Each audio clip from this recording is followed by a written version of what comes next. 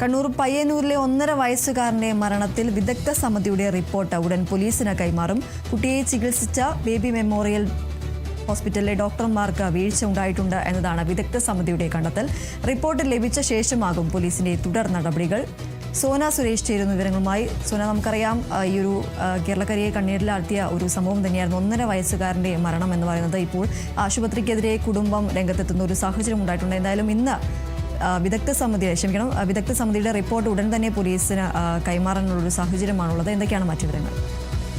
ദീപ്തി സൂചിപ്പിച്ചതുപോലെ തന്നെ കണ്ണൂർ പയ്യന്നൂരിലാണ് ഇത്തരത്തിലൊരു ഞെട്ടിപ്പിക്കുന്ന ഒരു സംഭവം ഉണ്ടാകുന്നത്. അനസ്തേഷ്യ നൽകിയതിന് പിന്നാലെയാണ് 1.5 വയസ്സുകാരൻ്റെ മരിക്കുന്നത്. അതുമായി ബന്ധപ്പെട്ട കേസിലാണ് ഇത്തരത്തിൽ വിദഗ്ധ സമിതിയുടെ റിപ്പോർട്ട് ഉടൻ പോലീസിന് കൈമാറുമെന്ന തരത്തിലുള്ള വാർത്തകൾ വരുന്നത്. എന്തായാലും കുട്ടിയെ ചികിത്സിച്ച ബേബി മെമ്മോറിയൽ ആശുപത്രിയിലെ ഡോക്ടർമാർക്ക് വീഴ്ച ഉണ്ടായിട്ടുണ്ടെന്നാണ് പ്രധാനമായിട്ടും ഈ വിദഗ്ധ സമിതി തയ്യാറാക്കിയ റിപ്പോർട്ടിൽ എടുത്തു പറയുന്ന കാര്യം. മാത്രമല്ല, ഇത്തരത്തിൽ റിപ്പോർട്ട് കിട്ടിയതിന് ശേഷമായിരിക്കും പോലീസ് തുടർ നടപടികളിലേക്ക് കടക്കുക എന്ന കാര്യവും പുറത്തു വരുന്നുണ്ട്. മാത്രമല്ല, പ്രധാനമായിട്ടും കേസിലാകെ പ്രതി ചേർക്കപ്പെട്ടിട്ടുള്ളത് ഡോക്ടറായിട്ടുള്ള അഞ്ജലി പൊതുവാളാണ്. കാരണം ഡോക്ടർ അഞ്ജലിയാണ് ഇത്തരത്തിൽ കുട്ടിക്ക് അനസ്തേഷ്യ നൽകിയത്. മാത്രമല്ല, പ്രധാനമായിട്ടും ഇത്തരത്തിൽ ഡോക്ടർ അഞ്ജലി മുൻകൂർ ജാമ്യത്തിനായി തലശ്ശേരി സെഷൻസ് കോടതിയെ സമീപിച്ചിട്ടുണ്ട് എന്നൊരു കാര്യത്തിലുള്ള വാർത്തയാണ് പുറത്തു വരുന്നത്. എന്തായാലും ഇവരുടെ ജാമ്യാപേക്ഷ തിങ്കളാഴ്ചയോടെ എന്തായാലും കോടതി പരിഗണിക്കുന്നതായിരിക്കും.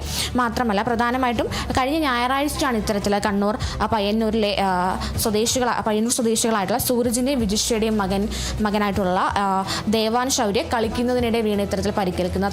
അത്തരത്തിൽ പരിക്കേറ്റിട്ടുണ്ട്.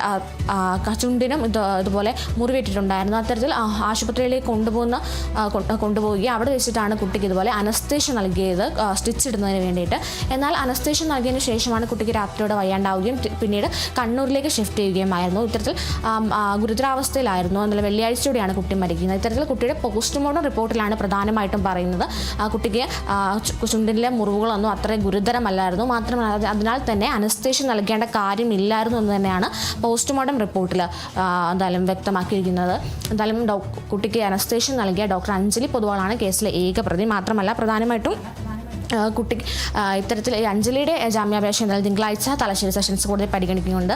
എന്നാലും ബാക്കി മറ്റ് ഡോക്ടർമാരായിട്ടുള്ള അനസ്തേഷ്യ പ്രധാനമായും പീഡിയാട്രിഷ്യനായ ഡോക്ടർ ആശ നിർമ്മൽ, പ്ലാസ്റ്റിക് സർജനായിട്ടുള്ള ഡോക്ടർ ആരതി എന്നിവരും അന്വേഷണ പരിധിയിലുണ്ട്. എന്തായാലും ഉടൻ തന്നെ റിപ്പോർട്ട് പോലീസിന് കൈമാറും. അതിനുശേഷമായിരിക്കും പോലീസ് തുടർ നടപടികൾ സ്വീകരിക്കുക. ദീപ്തി. ശരി, എന്തായാലും പയ്യന്നൂരിലെ 1.5 വയസ്സുകാരന്റെ മരണത്തിൽ വിദഗ്ധ സമിതിയുടെ റിപ്പോർട്ട് ഉടൻ തന്നെ പോലീസിന് കൈമാറും. കുട്ടിയെ ചികിത്സിച്ച ബേബി മെമ്മോറിയലിലെ ഡോക്ടർമാർക്ക് വീഴ്ച ഉണ്ടായിട്ടുണ്ട് എന്നതാണ് വിദഗ്ധ സമിതിയുടെ കണ്ടെത്തൽ. റിപ്പോർട്ട് ലഭിച്ച ശേഷമായിരിക്കും പോലീസിന്റെ തുടർ നടപടികൾ ഉണ്ടാവുക. സോന സുരേഷാണ് വിവരങ്ങൾ നൽകിയത്.